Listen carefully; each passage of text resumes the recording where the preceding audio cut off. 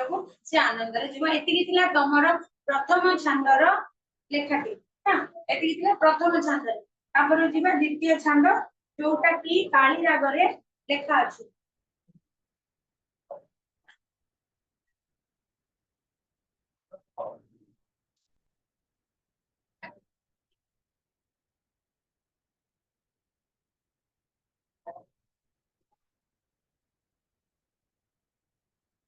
प्रथम छंद क्लियर समस्तଙ୍କର घरे जाई पढिबो जोटा डाउट हो नेक्स्ट क्लास से आसी पछिबो क्लियर ठीक। तो द्वितीय छंदटी लेखा अछि काली केते प्रकार राग अछि छंद अलंकार एला सब आगु को पढिले जानिबो। तो ग्रामर मध्ये अछि फर्स्ट ईयर रे छंद सेकंड ईयर रे अलंकार तो से छंदर मध्ये किछिटा राग अछि से राग विषय पढिले जानिबो। एबे खाली इति जान ओ रागटी को प्रोसेस रे लेखा जाय। तो काली रागरे प्रत्येक पाद सप्तदश अक्षर युक्त 17टी अक्षर युक्त है कौन 3 5 6 7 8 9 17 प्रत्येक पाद है 17टी अक्षर युक्त दुई पादरे एक पद हुए पंचम दशम आउ शेष पंचम दशम आउ शेष अक्षर जतिपात हुए। एटा है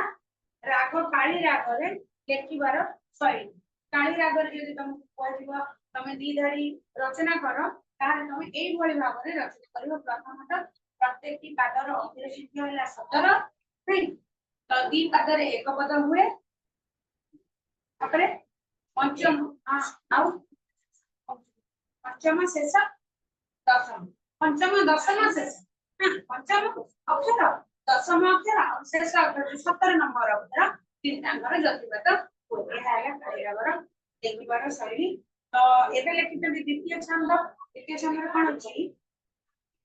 जेहेतु अक्षर बदली गला आर स्वर मध्ये बदली गला तार स्वर गोटे प्रकार थिला आर स्वर आ यदि तुमको गीति कविता करे कहि हो जाए ताले निहाती भाबरे अक्षर कमिले बढ़िले माने तमर स्वरटा भी हम एटी अछि कृष्ण दर्शन आसे उच्छन्न होई सफला सुत साजिला रथ दुचिला अश्व हिदिला बा कथा। एतिकी जो पढितले आमे अक्रूर रेडी होउची जीवा पई सकाळ होई जाईती रथ रेडी हबो अक्रूर जीव तार कृष्ण बलराम को आनिया पई गपो।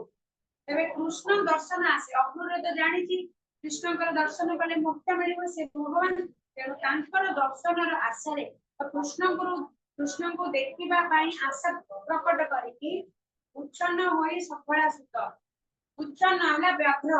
अति उत्फुल्लितर सुत तत्तर हेबा किंतु जदि हम कोडे के घरे गेस्ट आछन तुम क्लास में बसुछ और से गेस्ट ने तमर अतिथि त तमे से जो उच्छन्न हुआ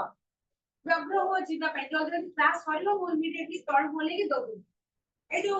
माने गोटे खुशी मन रे भरि जाय आ तत्तर ता आसी जाय किंतु जीवा पई पादटा गोटे स्टेप पड़े जगह बीटा तीनटा स्टेप पड़ जाए दौड़ दौड़ पड़ा सही बोली। अक्रूर मध्य अक्रूर है सफला सुत है सफलांकर पुत्र है अक्रूर अक्रूर बापा नाम कौन सफला है तेणु करी सफला सुतर अर्थ है पुत्र सफला सुत हां क्वेश्चन पड़िबो सफला सुत किए अक्रूर लिखिबो तो सेही जो सफला सुत बा अक्रूर कृष्णकर दर्शन कृष्ण को देखिबार आशा रे अति उच्छन्न होई पड़िला शीघ्र होई पड़िला व्याघ्र होई पड़िला एवं साजिला रथ रुचिला और रुचिला जीता साजिला रथटी को साजिला अर्थात प्रस्तुत कला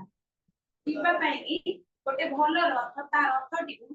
जेते बेले घर बाहर हो तमे साइकिल हो कि गाड़ी हो जेंती पोछा पोछी करी कि सफा करी कि चाबी खोली कि रेडी हो तो बाहर या पई ठीक सही बड़ी सीए मध्य तार रथटी को प्रस्तुत कला गोपपुर अभिमुखे यात्रा करिवा पई। जोचिला अश्व अश्व हला घोड़ा घोड़ा जोचिला कोन घोड़ा को रथ रे युक्त कला रथ कोटे तयारी हेची काठरे काधरे घोड़ा कोणी की जोचिला घोड़ा सामने कोन रथ सब बेले लगाई दे तमे रथ ता जगह रहिला घोड़ा गला तार घोड़ा सामने लइला खाइबो पीबो रेस्ट नबो जेतेबेले राजा राजूना माने बाहरंती कोते जगह बाहर जाबे घोड़ा को आनी की रथ रे लगेई की बसकी बाहर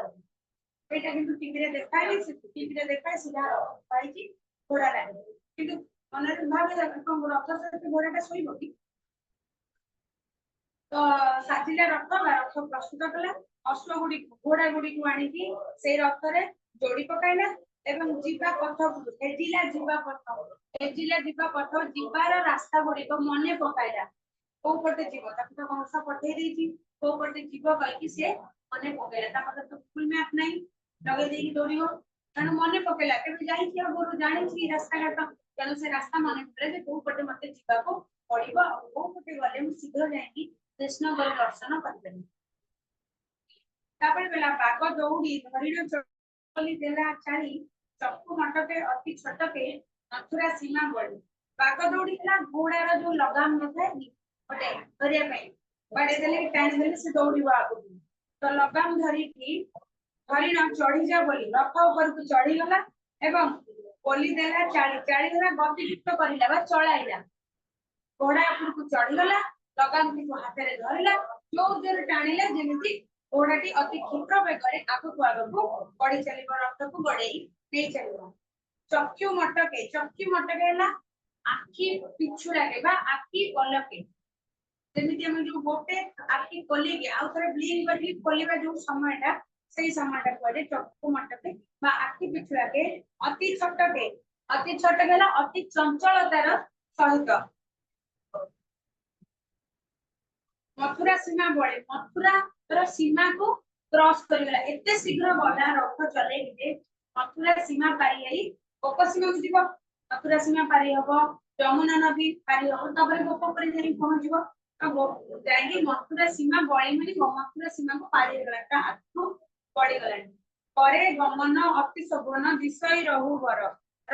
हला रथ श्रेष्ठ से जो रथटी रे से बसिति तार बहुत गुडे तांकर से रथ अछि सब रथ रे ए रथ ती श्रेष्ठ बोली काहे कहलेती काहे कि ना एई रथटी रे जेतेबेले से गोपर फेरिबो सेई रथ रे बसिथिबे के कृष्ण बलराम सेतु परि जो रथ रे कृष्ण बलराम बसिकी गोपर मथुरा को आसीबे निहाती भाबे से रथटी सब रथंक मध्य श्रेष्ठ हेतु सेइति पई से कहले करे गमन अति शोभन अति शोभार अति सुंदर तार सहित देखा जे रथ केते सुंदर सजा है ए रथटी अति क्षिप्र भाबरे श्रेष्ठ रथटी अति क्षिप्र भाबरे आगो चलुला गमन अर्थात गमन करी चारिदिन आगो जहिरे विजय देवंकर जे गरीब मधुपुर कंस डबर करे विचार धन्य होइला सॉरी बाग दौड़ी धरने चढ़ी जबली देला चढ़ी चक्कू मटके अति छुटके मथुरा सीमा बड़े तो ये बाग दौड़ी बा लगाम की टाणी की केते घोड़ाटी को आग को नेला अति क्षिप्र गति रे आखी पलकरे रथटी जाईकी मथुरा सीमा पार करके आग को चलीबारे लागिलो तापर कोन बोलती तापर कहले करे गमन अति शोभन विषय रहु कर जहिरे विजय देवंकर जे करिवे मधु तो अति शोभा दिसुला अति सुंदर दिसुला से जो रथ श्रेष्ठ रथटी काहे के सुंदर दिसुला काहे कि ना जेउथिरे जहिरे हला जेउथिरे विजय करिवे बा यात्रा करिवे देवंक राजे होचंती कृष्णचंद्र राम बलराम और कृष्ण सेइतरे मधुपुर हला मथुरापुर को आसीबे जहिरे विजय करी कृष्ण बलराम मथुरा को गमन करेंगे मथुरा को से आसीबे तेणु करी से रथटी निहाती भाबे तो श्रेष्ठ हेबो ना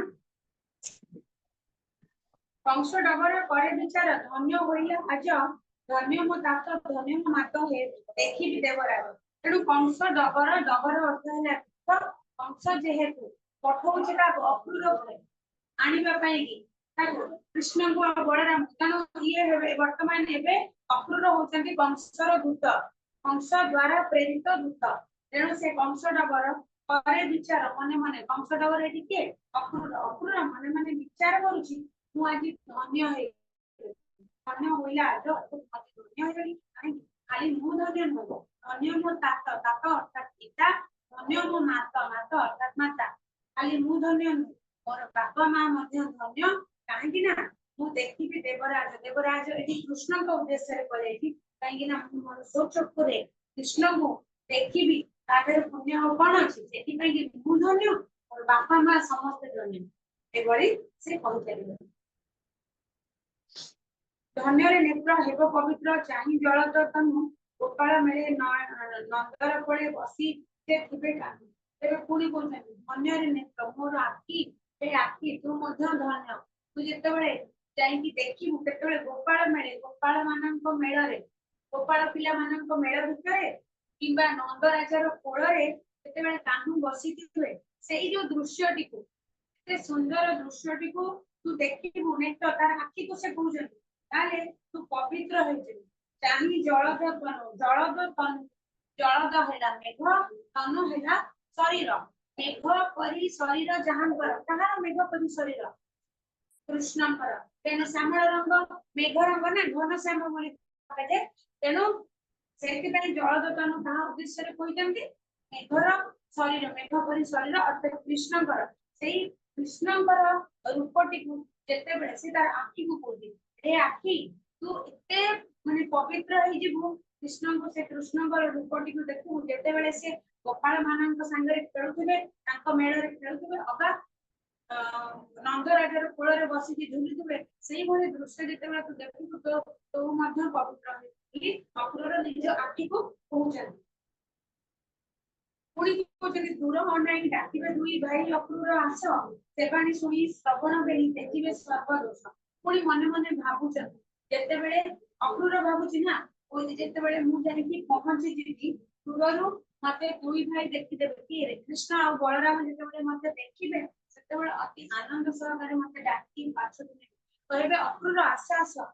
ସେ ବାଣୀ ଯେତେବେଳେ ସେ ମତେ ଡାକିବେ ଅତି ଆନନ୍ଦ ସହକାରେ ଯେ ହେ ଅକ୍ରୁର ତୁମେ ଆସ ଆସ, ସେଇ କଥା ଶୁଣିକି ବା ସେଇ ବାଣୀ ଶୁଣିକି ଶ୍ରବଣ ବେନି, ମୋର କାନ ଦୁଇଟି। ଶ୍ରବଣ ବେନି, ଶ୍ରବଣର ଅର୍ଥ ଶୁଣିବା, କିନ୍ତୁ ଏଠି ଶ୍ରବଣ ବେନିର ଅର୍ଥ ହେଲା କାନ ଦୁଇଟି। କାନ ଦୁଇଟି ମୋର ଦେଖିଲେ ସର୍ବଦୋଷ। ଯାହା ସବୁ ପାପ, ଯାହା ସବୁ ଖରାପ ଜିନିଷ ମୋ କାନ ଗୁଡିକ ଏ ପର୍ଯ୍ୟନ୍ତ ଶୁଣିଛି, ସେ କାନର ସର୍ବ ଦୋଷ ଗୁଡିକ ତେଜ୍ୟ ହେଇଯିବ, କ୍ଷମା ହେଇଯିବ, ଆଉ କିଛି ସେ କାନର ରହିବନି ପାପ। କାହିଁକି ନା ଭଗବାନଙ୍କର କଣ୍ଠର ସ୍ୱର ସେ କାନ ମୋର ଶୁଣୁଛି।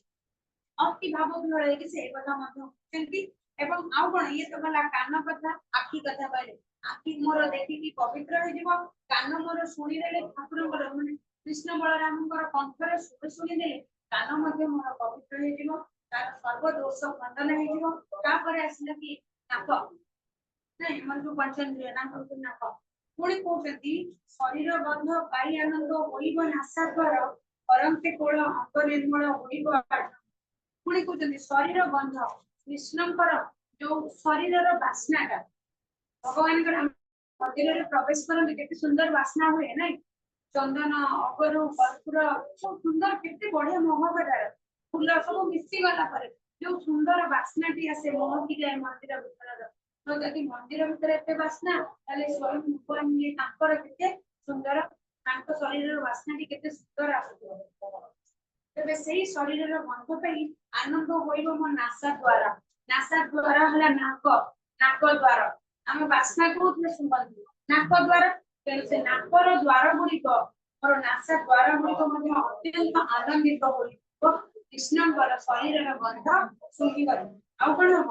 ଯେତେବେଳେ କୃଷ୍ଣ ବଳରାମ ଅକ୍ରୁର ଆସ କହିକି ମତେ କୋଳେଇ ନେଲେ, ସେତେବେଳେ କରନ୍ତେ କୋଳ ଅଙ୍ଗ ନିର୍ମଳ, ତାଙ୍କର ଅଙ୍ଗ ଯେତେବେଳେ ମୋ ଶରୀରର ସ୍ପର୍ଶ ହବ, ମୋର ଶରୀର ଅଙ୍ଗ ହେଲା ଶରୀର, ଶରୀର ମଧ୍ୟ ମୋର ନିର୍ମଳ ହୋଇଯିବ। ମୋର ଯୋଉ ପାପ କଙ୍କରେ ବୁଡି ରହିଛି, ଆସିକି ଆର ମନ୍ତ୍ରୀ ସାଜିକି କେତେ ତାର କଥାରେ ଚାଲିଛି, ରାକ୍ଷସଟି କଥାରେ, ଦୁରାଚାରୀ କଂସ କଥାରେ ଚାଲିଛି, ମୋ ଶରୀର ମଧ୍ୟ ନିର୍ମଳ ହେଇଯିବ ଯେତେବେଳେ ଭଗବାନ ମତେ କୋଳା ହେଲା। ବିଶ୍ୱାସ ମାନ ପଚାରି ରାମ କୃଷ୍ଣ କରିବେ ପୂଜା, ସଦୟ ଚିତେ ପେଶିଲା ମତେ ସେ କଂସ ରାଜା। ତେଣୁ ବିଶ୍ୱାସ ମାନ ପଚାରିବ, ବିଶ୍ୱାସର କଥା ସବୁ ପଚାରିବେ ମତେ, କିଏ? କୃଷ୍ଣ ବଳ ପଚାରି ରାମକୃଷ୍ଣ କରିବେ ପୂଜା। ରାମ ହେଲା ଏଠି କିଏ? ବଳରାମଙ୍କ ଉଦ୍ଦେଶ୍ୟରେ କହିଛି ରାମକୃଷ୍ଣ ଦି ଭାଇ ଅତି ବିଶ୍ୱାସ ମାନ କଥା ଗୁଡିକ ମତେ ପଚାରିକି ମୋର ପୂଜା କରିବେ। ପୂଜାର ଅର୍ଥ ଏଠି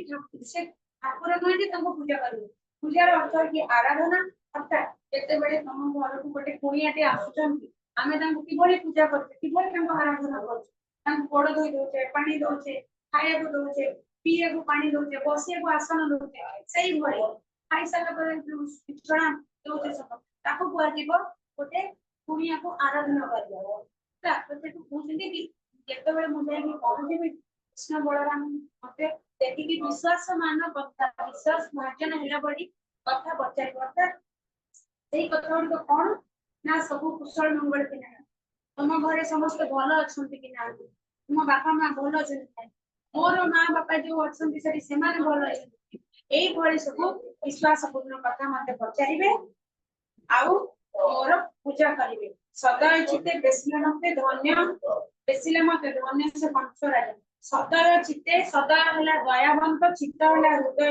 ବେସିଲା ହେଲା ପଠାଇଲା ସେ କଂସରାଜ ଧନ୍ୟ ତା ହୃଦୟରେ ଦୟା ଭାବ ଜାଗୃତ ହେଲା ଯେ ମୋ ପ୍ରତି ସେ ମତେ ଭଗବାନ କୃଷ୍ଣଙ୍କୁ ଦେଖା କରିବା ପାଇଁ ଭଗବାନ କୃଷ୍ଣଙ୍କୁ ଆଣିବା ପାଇଁ ପଠେଇଲା ଯାହା ହଉ ସେ ମତେ ଦୟା କଲା ପାଇବି ଗତି ଦେଖି ଶ୍ରୀପତି ଛେଦିବି ଭଗବାନ ସ୍ନେହରେ କରି ବ୍ରଜ ବିହାରୀ कर देखो ठीक है देखा तो पुणी कौन बोले पाइली गति देखी श्रीपति मु गति पाइली गति कौन पाइली आश्रय पाइली हैला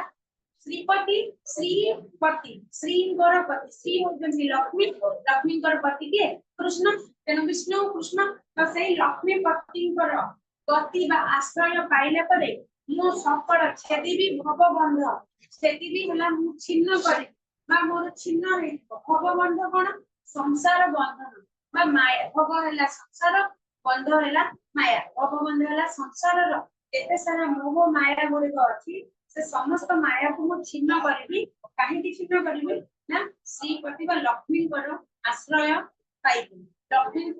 लक्ष्मी कर स्वामी कृष्ण कर आश्रय पाइबी सकल बंधन को छेदिबी स्नेह रे करी ब्रज बिहारी कर देबो बंध अब अति स्नेह रे ब्रज बिहारी होतली कृष्ण कर हैला हस्त देबे मो बंध बंध हैला कांध मो कांध रे अति स्नेह श्रद्धार सहित हाथ पकई देबो कृष्ण तो आठ बळी आ कोन एक कथा अपूर्ण मन माने भाबी की एटा अछि हमर द्वितीय संग्रह प्रथम चेष्टा